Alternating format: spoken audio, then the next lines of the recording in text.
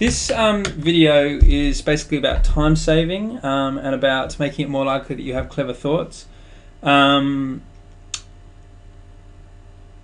fast you get a question and whether you get a question at all is sometimes to do with whether you made the correct decision about whether a fraction should be improper or whether it should be mixed.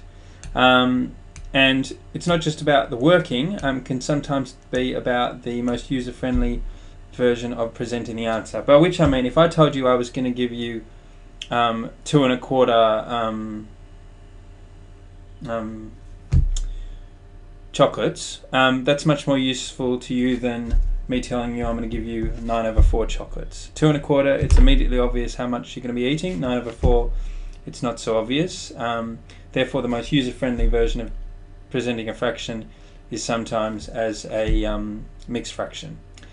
So let me just take you through some of the questions where it really does make a difference. If you do 10 1/4 times 3 1/5, the fractions wrap doesn't work. The fractions wrap says multiplying fractions, no big problem, top times top, bottom times bottom. These fractions are more complicated than just that, so they really do need to be turned into impropers, and then you can use the fractions wrap. Turning them into impropers is dead easy. You just go this times this plus this, that's the numerator. So 3 times 5 plus 1 is 16, and then you just copy across the denominator. Okay. In addition of fractions, sometimes very quick things can happen if a fraction is left as mixed. Okay, this is a thing that I'm always recommending to students, is that they try and notice what's special about the numbers before they choose a method. Questions are often designed to have patterns in them so that you can feel good about maths and get questions right. Try and spot those patterns, it saves you time. Here there's a pattern which is that it's no accident that that plus that is the same as that. That means just do 3 plus 5 is 8, store that in your head, do 1/4 plus 3/4 is 1, so the answer must be 9. Very quick question. When we're telling students to put fractions in order, sometimes we say a little too quickly in my view that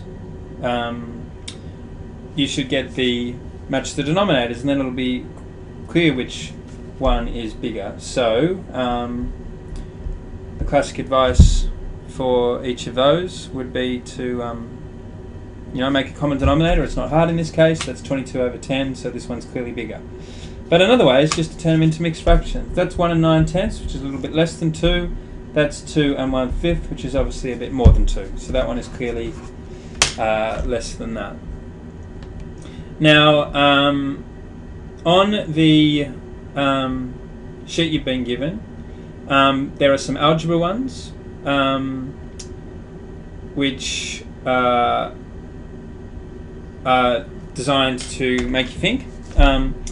But the way you do them is just apply whatever you would have done in a numbers context to the algebra context. So by which I mean, when I say that 11 or 13, let's say 13/4 is 3 and I think it's 1/4, isn't it? 3 1/4. Okay.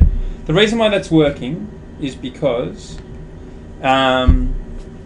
13 is equal to 3 times 4 plus 1. Now that fact, which says that this goes here, that and that go here, and that goes there, you can use that in all the maths. Okay? So I'll give you an example. So here is a strange question. And your task would be to express that as a mixed fraction. Okay? Well, let's see if we can use this principle. The number at the top goes on the left. The denominator goes next to something. The numerator of the mixed fraction is going to be this mystery thing on the end, and the whole number is going to be with this. So if I want x plus 3 to pop out of this, surely I should multiply by 1. Surely, otherwise there's no hope of this being produced from that. Now if I'm multiplying by 1, what will I need to do to make sure I get a 3? It's this. Now, I take it you agree that's correct. X plus 2 times 1 plus 1 is certainly x plus 3. So, therefore, tracing this back, okay, so let's just check everything's cool. The 13 has become an x plus 3. The 4 has become an x plus 2. And there's the x plus 3, where 13 used to be. The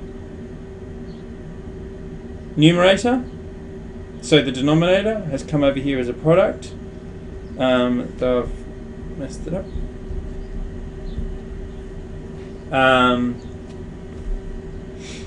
Here is whatever it takes to make this come out to be true. So here that was a 3. That is the big number in the mixed fraction. So our mixed fraction is 1. The whatever was the denominator here will still be the denominator there. The reason why I need to put a plus here is that if you write two things next to each other in an algebra context, people think it's multiplication. And finally, this number on the end is what goes on the top of the fraction in the mixed fraction. So there we go, we're done. So that's the improper version, and this is the mixed version of that algebraic fraction. Doing it the other way around is much easier. There's a mixed fraction.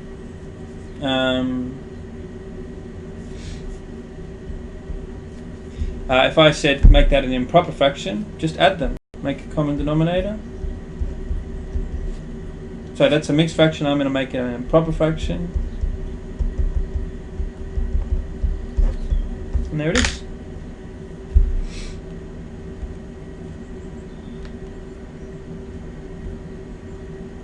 So when you're working on the sheet associated with this, always be thinking, which is better for me at this stage? Is it mixed, is it improper, and switch freely between them.